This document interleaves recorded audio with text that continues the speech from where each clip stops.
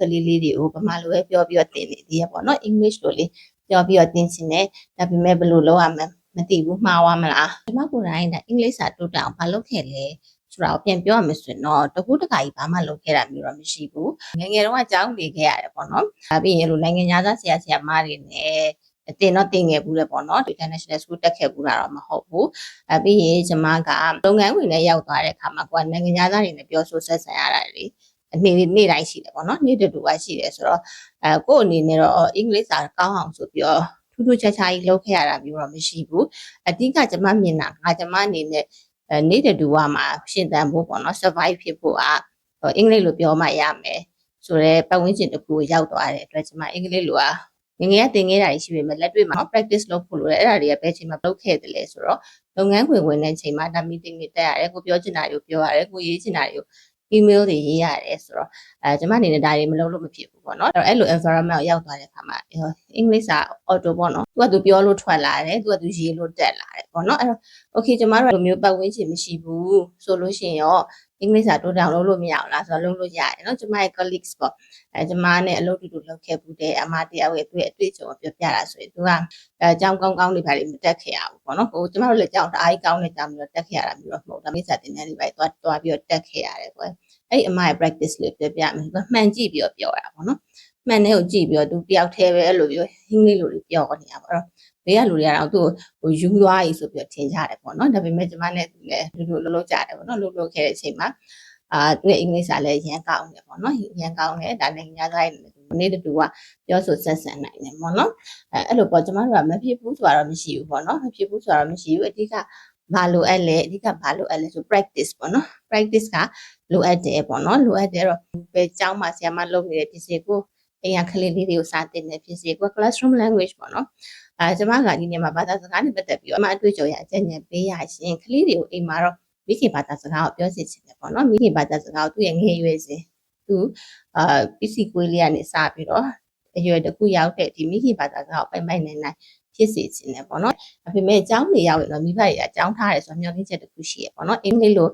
ပြောရဲဟိုပတ်ဝန်းကျင်လေးမှာထားခြင်းနဲ့သားလေးကိုအင်္ဂလိပ်လိုစာတက်စေခြင်းနဲ့သမီးလေးကိုအင်္ဂလိပ်စာတက်စေခြင်းနဲ့ကျမတို့ဒီလိုမျှော်လင့်ချက်တွေနဲ့ကြောင်းလာထားကြတာဆိုတော့ကျမရဲ့ကြောင်းမှာဆိုရင်တော့အင်္ဂလိပ်လိုပဲပြောရမယ်လို့တော့မပြောဘူးပေါ့နော်ဘာဖြစ်လို့လဲဆိုတော့ကျမကြောင်းလည်းမူကြိုကြောင်းဖြစ်တယ်မူကြိုကြောင်းဖြစ်တဲ့အတွက်မိခင်ဘာသာစကားဖွင့်ပြမှုကအရေးကြီးတယ်အဲ့ဒီအတွက်ဆရာမတွေနဲ့ကလေးတွေနဲ့လည်းပြီးတော့တယောက်နဲ့တယောက်ပြောတဲ့စကားကိုတယောက်နားလည်းပေါ့အရေးကြီးဆုံးတော့လက်ခံထားတယ်ပေါ့နော်အဲ့တော့မြန်မာလိုလည်းပြောပါဒါပေမဲ့တချို့နေရာလေးတွေမှာ morning cycle လုပ်တဲ့ချိန်လေးတွေပေါ့နော်တချို့လွယ်ကူကူလေးတွေပြောတဲ့ခါလေးတွေပေါ့တခါလေးဘောဟာရလေးတွေသင်တဲ့ခါလေးတွေသင်လေးအကြောင်းသင်တဲ့ခါလေးအဲ့ကြလို့ရှိရင်အင်္ဂလိပ်လိုပြောပါပေါ့နော်အဲ့လိုပေါ့ bilingual လိုမျိုးပေါ့နော်ဘာသာစကား2မျိုးနဲ့တော့ကျောင်းမှာတော့ပြောခိုင်းတယ်ပေါ့နော်အဲ့တော့ကျမတို့ကဆက်မလုပ်ကြမယ်ဒါပေမဲ့ကိုကလေးလေးတွေကိုဗမာလိုပဲပြောပြီးတော့သင်နေသေးရပေါ့နော် English လိုလေးပြောပြီးတော့သင်ချင်တယ်ဒါပေမဲ့ဘယ်လိုလုပ်ရမလဲမသိဘူးမှားသွားမလားဆိုပြီးတော့လည်းစိုးရိမ်တယ်ပေါ့နော်အဲ့လိုမျိုးဆရာမတွေအတွက်ကျမကျောင်းကဆရာမတွေကအကျဉ်းချင်းပြုခဲ့တယ်လို့ guideline ပေးခဲ့တယ်လို့လေပေးရမယ်ဆိုရင်ကိုယ့်ရဲ့ preparation ပေါ့အဓိကကတော့ကြိုတင်ပြင်ဆင်မှုပေါ့နော်ကြိုတင်ပြင်ဆင်မှုကအရင်ရေးကြီးတယ်အင်္ဂလိပ်စာကိုတိုးတက်ချင်တယ်ကိုယ်ကလေးတွေနဲ့မှန်မှန်ကန်ကန်ပြောတတ်ချင်တယ်ဆိုတော့ကျမ preparation လေးလုပ်စီချင်ပါတယ်ကျမစာတေးကန်နဲ့ဝင်တော့မယ်ဆို preparation အများနဲ့လုပ်တယ်ပေါ့နော်အများကြိုတင်ပြင်ဆင်မှုလုပ်တယ်နောက်ဆုံးဘာမှသိမလုပ်ဘူးဆိုရင်တော့ချပြီးတော့ရေးလိုက်တာပဲဖြစ်ပေါ့နော် gist လေးထုတ်ပြီးတော့ဒီနေ့ပြောမယ်ဆိုတာလေးရေးလိုက်တာပဲဖြစ်အဲ့လိုလေး preparation လုပ်တယ်ဒါကလည်း a kind of lesson planning ပဲပေါ့နော်အခုမှစပြီးတော့ဒီလို English လိုပြောပြီးတော့သင်မယ်ဆိုလို့ရှိရင်တော့ကျွန်တော်တို့ preparation လုပ်ဖို့လိုတယ်ပေါ့နော်အဲ့ကိုကဗမာလိုသင်တဲ့ခါမှာကိုတတိထားနေကိုဘာတွေပြောနေလဲပေါ့နော်တသားမိမိတို့ရေစာအုပ်လေးထုတ်လိုက်ပါခင်းတယ်လေးထုတ်လိုက်ပါဒီလိုလေးပြောနေသလားပေါ့နော်ဒါလေးကဗာလေးလဲဘာရောင်လေးလဲပေါ့ဒါနဲ့ပေါင်းရင်ဘယ်လောက်ရတယ်ပေါ့ဒီလိုမျိုးလေးကိုဘာလေးပြောနေတယ်ဗမာလိုပြောတဲ့ချိန်မှာကိုဘာတွေကိုပြောပြီးတော့သင်နေလဲဒါမှမဟုတ်ကိုကrecord လုပ်လို့ရမယ်ဆိုလုပ်ထားလိုက်ပေါ့နော်ဗီဒီယိုရိုက်လို့ရမယ်ဆိုရိုက်ထားလိုက် zoom နဲ့တင်လဲဆို record လုပ်ပြီးတော့ကိုပြောတာလေးတွေကိုချရေးပေါ့နော်ဗမာလိုပြောတာလေးကိုချရေးပြီးရင်ဒီနေရာမှာဘယ်လိုမျိုးအင်္ဂလိပ်လိုပြောမလဲပေါ့နော်ဒါဆိုကျမတို့ရှားရတာအញ្ញမ်းလွယ်တယ်အခုကျမတို့ AI တွေလည်းသုံးလို့ရတယ်ပေါ့နော်ဒီလိုမျိုးဒီလိုလေးကိုဘယ်လိုမျိုးအင်္ဂလိပ်လိုပြောမလဲဆိုတာလေးကရှားဖို့အញ្ញမ်းလွယ်တယ်ပေါ့နော်အဲ့တော့ကိုဒီနေ့ပြောမယ့်စကားလေးတွေပေါ့ okay နောက်မနေ့ဖြစ်ချိုင်းကိုကလေးကိုစတင်မယ်ဒီနေ့ပြောမယ့်စကားလေးမြန်မာလိုချရေးလိုက်ဘယ်လိုရှင်းပြမယ်ဆိုရင်မြန်မာလိုရှင်းလိုက်ပြီးရင်ဒါလေးကိုဘယ်လိုအင်္ဂလိပ်လိုပြောမလဲဆိုအင်္ဂလိပ်လိုပြင်ဆင်လိုက်ပေါ့နော်ပြင်ဆင်လိုက်ပြီးမှကလေးနဲ့ပြောကြည့်ပေါ့နော်ပြီးတော့စစချင်းမှာတော့နည်းနည်း မှားတာလေးတို့နည်းနည်းလိုအပ်တာလေးတို့ဒါပါရင်ပါနေလိမ့်မယ်ပေါ့နော်ဒါကိစ္စမရှိဘူး learning ဆို journey ပဲပေါ့နော်ကျမတို့ကဆရာမဖြစ်တယ်ဆိုတော့ဒါကျောင်းသားကျောင်းသူတွေကတော့ကိုတော့အမှန်တွေပဲတင်ပေးဖို့တော့မျှော်လင့်ချက်တော့ရှိကြတာပဲပေါ့နော်ဒါပေမဲ့ဆရာဆိုတာလည်းကျမတို့ robot မဟုတ်ဘူးလေနော် AI နောက်မှားနိုင်နေရပဲဆိုတော့ဆရာဆိုတာလည်းဒါကျမတို့ကတချို့နေရာလေးတွေမှာလိုအပ်ချက်လေးရှိတယ်တချို့နေရာလေးမှာမှားတာလေးရှိတယ်ပေါ့နော်ဇက်တိုက်လှုပ်ဆောင်မှုပေါ့နော်အကြောင်းမှတင်နေဆရာမဆိုရင်တော့ဒါဇက်တိုက်လှုပ်ဆောင်မှုတွေအတွက်ပို့ပြီးတော့လွယ်ကူတယ်ဘာဖြစ်လို့ဆိုတော့ဒါနေ့တိုင်းသူမှလည်း practice လေးတွေရှိနေတာ။ practice လုပ်ရမယ်ကလေးတွေရှိနေတယ်ပေါ့နော် practice လုပ်ရမယ်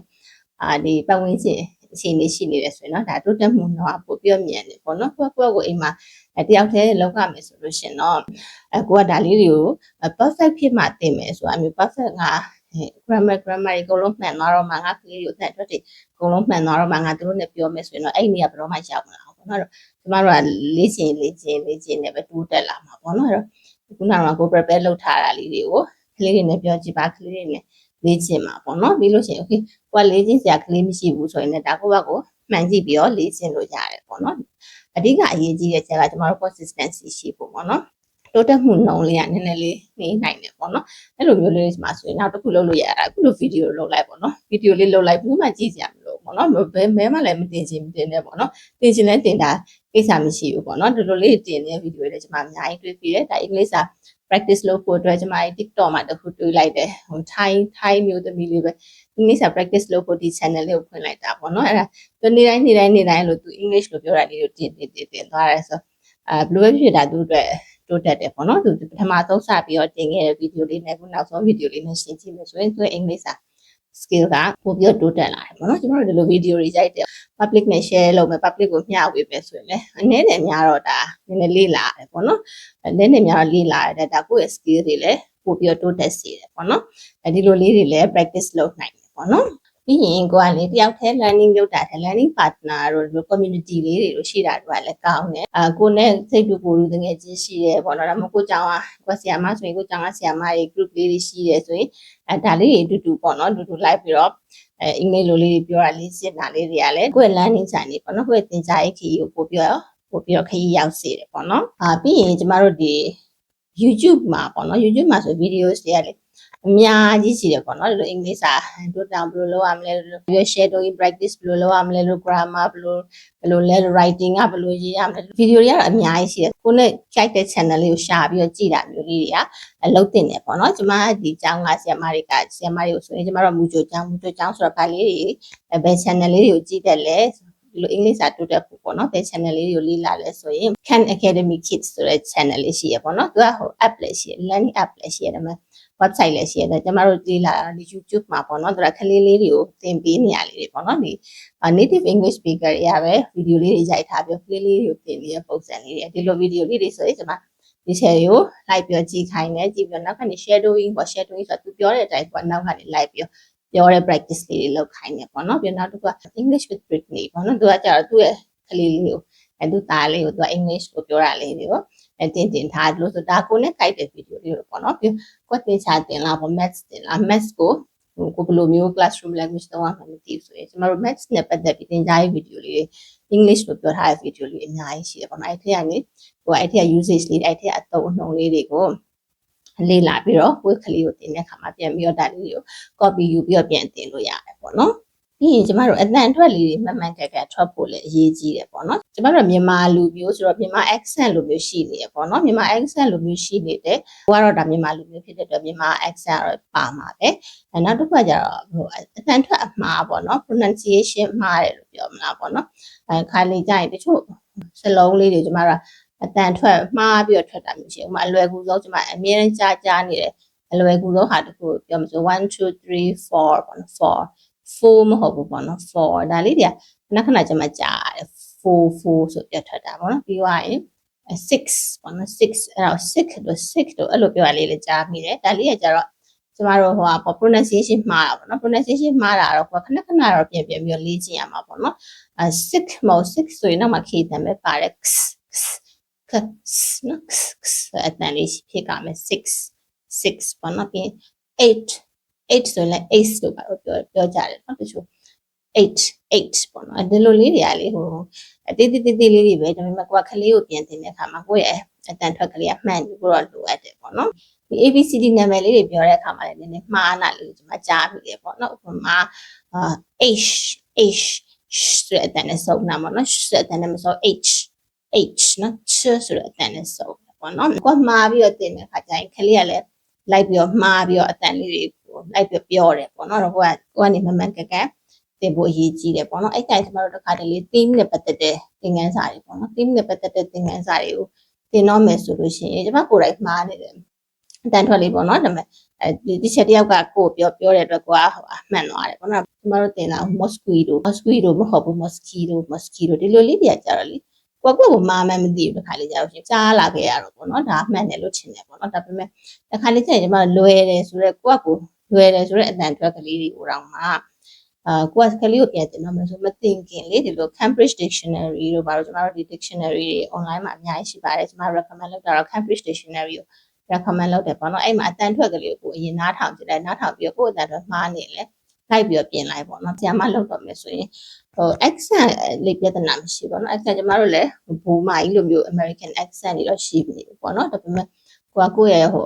ကလေးတွေကိုတင်တော့မယ်ဆိုလို့ရှိရင်အတန်ထွက်လေးတွေပေါ့နော်သူရဲ့စလုံးရဲ့အတန်ထွက်လေးတော့မှားပြီးတော့မထွက်ဖို့အရေးကြီးတယ်ပေါ့နော်အဲ့တော့ dictionary လေးနဲ့ပြန်ပြီးတော့စစ်ဖို့လိုအပ်ပါတယ်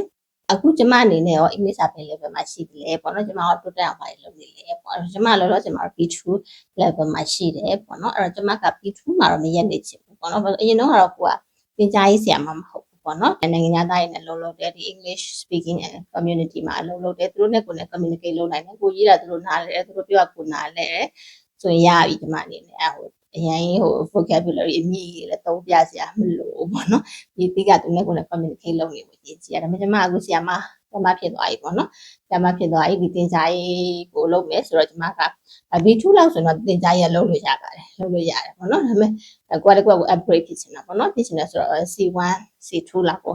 ဖြစ်နေဆိုတော့ကျမဘာလုပ်တယ်လဲပေါ့နော်ဘာလုပ်တယ်လဲဆိုတော့အဓိကကျမလုံနေကြပြီဒါပေမဲ့ခရီးကမရဘူးဆိုတော့ခုနပြောတဲ့ consistency ပေါ့နော်နေ့တိုင်းလောအမှားတွေကမလုပ်ဘူးမလုပ်တဲ့ခါကျတော့ကျမဟုတ်ပါလေကျမ IELTS ဖြေမယ်ပေါ့နော်ဖြေမယ်လို့စဉ်းစားထားတာတော်တော်ကြာပြီဆိုတော့ဟိုးအရင်နေတော့နေရကိုကလည်းနိုင်ငံခြားသွားဖို့ scholarship ဖို့ဟိုလုပ်ဖို့ဒီကလုပ်ဖို့အဲ့လိုမျိုးလုပ်နေရသူမဟုတ်တော့လေဒါကိုတော့အပူအလုပ်တစ်ခုလိုဖြစ်နေတာကျမတို့မလိုအပ်နေဘူးပေါ့နော် IELTS score ဆိုတာအင်္ဂလိပ်စာတိုးတက်ဖို့ဆိုရင်ကိုဘာလုပ်မလဲဆိုတော့ပတ်စံကုန်လိုက်မှာဖြစ်မယ်။နောက်ဝဲကြီးကလည်းဈေးများတယ်လေကိုအတွက်မနေဘူးဈေးကြီးတယ်ဆိုတော့ပတ်စံသွင်းလိုက်မှဖြစ်မယ်ပေါ့နော်ပတ်စံသွင်းတော့မှပဲကိုကစားလုပ်တော့မှလေအဲ့တော့ကျမတိုးတက်ဖို့ဘာလုပ်မလဲဆိုတော့ကျမစာမေးပွဲကြီးသွင်းထားတယ်နောက်ချက်ချင်းတော့မဖြစ်ဘူးနောက်ထပ်4လဒီဇင်ဘာမှာဖြေဖို့အဲ့ဒါစာမေးပွဲကြီးသွင်းထားတယ်ဆိုတော့ကျမစာမေးပွဲကြီးကိုမပလုံကြည့်တော့ကိုယ့်ကို level up ဖြစ်အောင်လုပ်ရတော့မှာပေါ့နော်အဲ့ဒါတော့ကျမရဲ့နီးလန်းပေါ့နော်ခါလေးကြားလို့ရှိရင်ကိုကပတ်စံကုန်ပွားတော့မှာပေါ့ကိုတခုခုဒါကြီးမလုပ်ရင်တော့ငါဒါတော့မရတော့ဘူးဆိုပြီးတခုခုလေးကိုရင်းနှီးမြှုပ်နှံလိုက်တော့မှာကိုကတိုးတက်ကြောင်ဖြစ်တယ်ဆိုတာမျိုးလည်းရှိတယ်ပေါ့နော်အဲ့တော့ကိုလည်းကိုနဲ့ဘာစာမေးပွဲဖြေနေလဲပေါ့နော်ဖြေစာမေးပွဲကြီးတွေ့ပြီးဖြေရတဲ့ဟာမျိုးဒါမှမဟုတ်တင်တဲ့ကြီးတွေ့ပြီးတက်ရတဲ့ဟာမျိုးဟိုမှာinvest လုပ်လိုက်ပေါ့နော် invest လုပ်လိုက်တယ်ဆိုလို့ရှိရင်ဒါကိုအနေနဲ့ drive လေးပေါ့နော်ငါတော့ပတ်စံကုန်ထားပြီ drive လေးတစ်ခုရှိလာလို့ရှိရင်ပို့ပြီးအရင်ထက်ဆိုင် consistent ပို့ဖြစ်လာတယ်ပေါ့နော် okay ဒါလေးတွေကတော့ဒါကျမရဲ့ကျမကိုယ်တိုင်အတွေ့အကြုံနဲ့ရောကျမကျောင်းဆရာမတွေကိုကျမ guideline ပေးတာလေးတွေရောပေါ့နော်ပေးတာလေးတွေရောဒါအင်္ဂလိပ်စာတိုးတက်အောင်ဘယ်လိုလုပ်ရမလဲဆိုတာလေးကိုမျှဝေပေးတာဖြစ်ပါတယ်ကျမဒီ channel လေးမှာအခုလိုမျိုးပေါ့နော်ဒီသင်ကြားရေးနဲ့ပတ်သက်တာတွေမူကြိုဆရာမတွေပေါ့နော်ဆရာမတွေနဲ့ပတ်သက်တာလေးတွေ parenting ပေါ့ကျမမိဖလည်းဖြစ်တဲ့အတွက် parenting နဲ့ပတ်သက်တာလေးတွေပေါ့နော် early childhood education နဲ့ပတ်သက်တာလေးတွေဒါလေးတွေကို sharing လုပ်ပေးနေတာဖြစ်လို့ကျမကိုsubscribe လေးလုပ်ထားစီချင်ပါတယ်ပြီးရင် comment လေးတွေမှာလည်းကျမဆွေးနွေးသွားတာလေးတွေကိုမေးချင်တာလေးတွေရှိရင်မေးခဲ့လို့ရတယ်ပေါ့နော်အဲ့တော့ကျမလည်းတယောက်တစ်စကားပြောနေရတယ်လို့ဖြစ်တော့ပေါ့နော်တယောက်ကိုစကားပြောနေရတယ်လို့မျိုးလေးဖြစ်တာပေါ့နော် okay ပါအဆုံးထိကြည့်ပေးတဲ့ကျေးဇူးတင်ပါတယ်နောက်ဗီဒီယိုတွေမှာတွေ့မယ်နော် bye